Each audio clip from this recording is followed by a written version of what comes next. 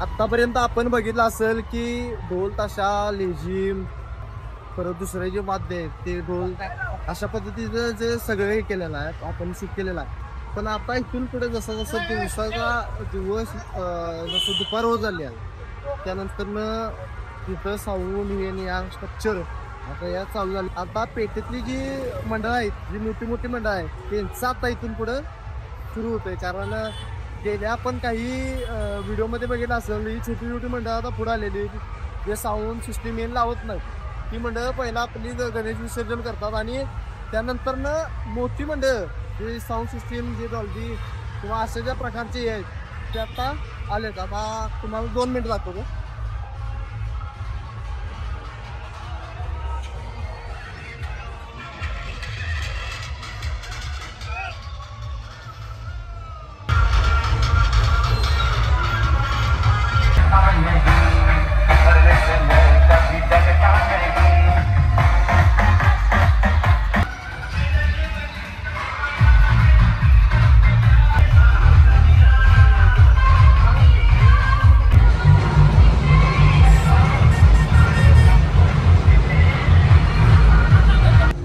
समोर बघू शकता की पीटीएम तालीम आपल्या पीटीएम न आता जस्ट इकडे गणपती आणि साऊंड पुढे आणलेला आहे. स्ट्रक्चर पीटीएमचं बघू शकताय.